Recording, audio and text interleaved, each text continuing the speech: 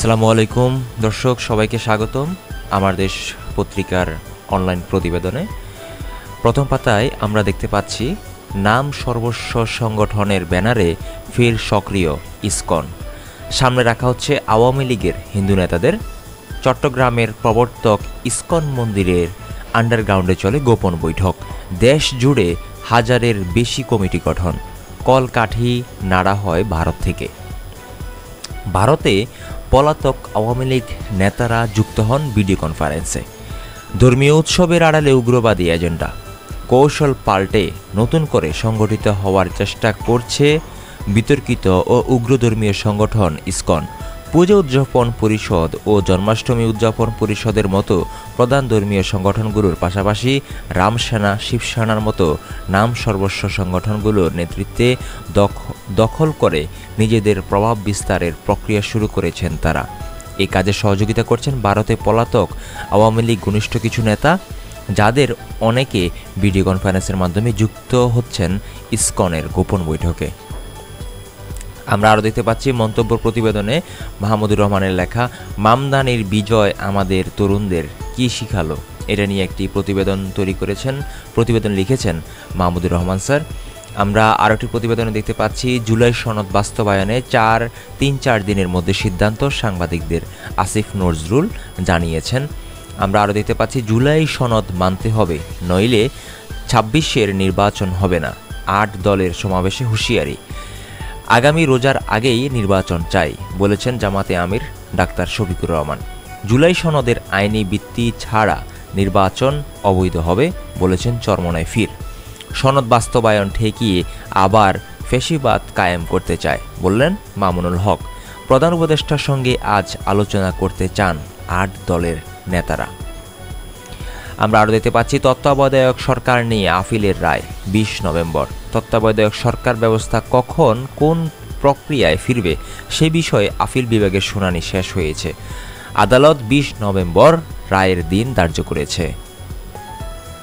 আমরা আরও দেখতে পাচ্ছি দর্শক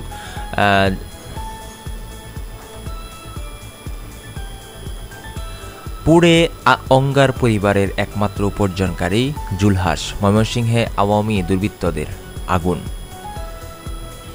প্রিয় দর্শক, দ্বিতীয় পাতার খবরে আমরা দেখতে পাচ্ছি হাসিনার ফাঁসি ও জুলাই সনদ বাস্তবায়নের দাবি। ঢাকা, চট্টগ্রাম, বরিশাল, সিলেট আজ জুলাই ঐক্যের বিক্ষোভ। গণঅভ্যুত্থানে পতিত ফ্যাসিস্ট হাসিনার ফাঁসি এবং জুলাই সনদ বাস্তবায়নের দাবিতে আজ বুধবার ঢাকা, চট্টগ্রাম, বরিশাল ও সিলেটে বিক্ষোভ মিছিলের ডাক দিয়েছে জুলাই ঐক্য। আমরা আরও দেখতে পাচ্ছি রোহিঙ্গাদের সহায়তায় বিকল্প অর্থের উৎস খোঁজা জরুরি। MSF-এর বাংলাদেশ প্রতিনিধি ওরলাম মারফি বললেন। প্রিয় দর্শক, আমার দেশের তৃতীয় পাতা মহানগরীতে আমরা দেখতে পাচ্ছি মৃত্যু বাড়াচ্ছে স্থানীয় পর্যায়ের চিকিৎসা ঘাটতি। 34% ভরসা অ্যান্টিবায়োটিক, 42 ভাগের অক্সিজেনের ঘাটতি। আক্রান্তের অর্ধেকই থাকছে চিকিৎসার বাইরে। আমরা আরও দেখতে পাচ্ছি সন্দেহভাজন দেখলেই জানানোর আহ্বান স্বরাষ্ট্র উপদেষ্টার। অরাজকতা ঠেকাতে কঠোর অবস্থান। প্রিয় দর্শক, আমরা দেখতে পাচ্ছি আমার দেশের 6ষ্ঠ পাতায় বিমান বাহিনীর সাবেক প্রধান হান্নানের ফ্ল্যাট জব্দ, জ্ঞাত আয়ের বহির্ভূত সম্পদ অর্জন। দুর্নীতি মামলার আসামি বিমান বাহিনীর সাবেক প্রধান শেখ আব্দুল হান্নানের 2টি ফ্ল্যাট জব্দ ও 10টি ব্যাংক হিসাব অবরুদ্ধ করার আদেশ দিয়েছে আদালত। জব্দ করা ফ্ল্যাট দুটি ঢাকার নিকুঞ্জে অবস্থিত। এছাড়া অবরুদ্ধ 10 ব্যাংক হিসাবে 40,56,000 টাকার সন্ধান মিলেছে। গতকাল মঙ্গলবার ঢাকা মহানগর সিনিয়র স্পেশাল জজ মোহাম্মদ সাব্বির ফয়েজের আদালত এই আদেশ দেয়। প্রিয় দর্শক, আন্তর্জাতিক প্রতিবেদন আমরা দেখতে পাচ্ছি লালকেল্লায় গাড়ি বিস্ফোরণের পর ভয়াবহ ঝুঁকিতে ভারত, সতর্কতা জারি। পাকিস্তান ভিত্তিক সশস্ত্র সংগঠন দাবি দিল্লি পুলিশের। ভারতের রাজধানী দিল্লির ঐতিহাসিক রেড ফোর্ট বা লাল কেল্লায় ভয়াবহ গাড়ি বিস্ফোরণে নিহত হয়েছেন কমপক্ষে 13 জন। সেই বিস্ফোরণে লাল কেল্লা মেট্রো গেটেও আগুন লাগে, পুড়ে যায় আশপাশে থাকা অন্তত 22টি গাড়ি। এই ঘটনার পরে দিল্লিতে রেড অ্যালার্ট জারি করে প্রশাসন। প্রিয় দর্শক, আরও একটি আন্তর্জাতিক প্রতিবেদনে আমরা দেখতে পাচ্ছি 1 দশক পর লেবাননের কারাগার থেকে মুক্ত গাদ্দাফি পুত্র। লিবিয়ার সাবেক শাসক মুয়াম্মার গাদ্দাফির ছোট ছেলে হানিবল গাদ্দাফি প্রায় 1 দশক পর লেবাননের কারাগার থেকে মুক্তি পেয়েছেন। বিনা বিচারে প্রায় 10 বছর তাকে কারাবন্দী রাখা হয়। সোমবার তাকে $9 লাখ বন্ডে জামিনে কারামুক্তি দেয় দেশটির কর্তৃপক্ষ। প্রিয় দর্শক, আমরা আমার দেশের একদম শেষের পাতার খবরে আমরা দেখতে পাচ্ছি শ্রম রফতানির আড়ালে রাশিয়ায় সৈনিক নিয়োগের সিন্ডিকেট। মনিরুল সাব্বার আমরা ছবি দেখতে পাচ্ছি, অয়ন মণ্ডল গাজীপুর, এমরান লক্ষ্মীপুর, আসগর হোসেন লক্ষ্মীপুর।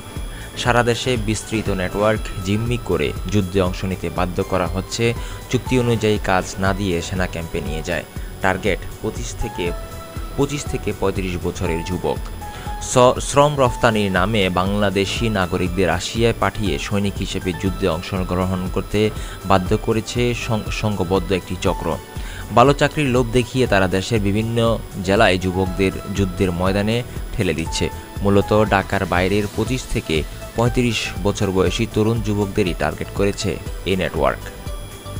আমরা আরও দেখতে পাচ্ছি পাকিস্তানে আদালতের বাইরে বিস্ফোরণে নিহত 12।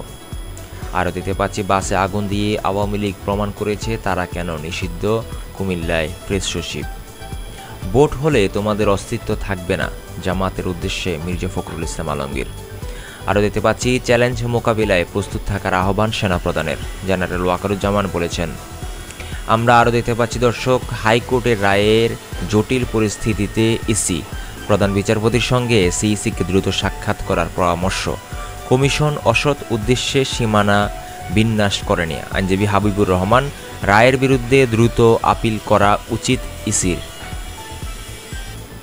13 নভেম্বর কী হবে ঢাকায়, চিন্তায় কলকাতার আওয়ামী লীগ নেতারাও। নিউ টাউনে বসে ছক কষছেন পলাতক নেতারা। আওয়ামী লীগ 2 শিবিরে বিভক্ত, এক পক্ষ চায় সহিংসতা, অন্য পক্ষ ধীরে চলার পক্ষে। এই ছিল দর্শক আজকের মতো প্রতিবেদন। দেখা হবে পরবর্তী খবরে। আল্লাহ হাফেজ।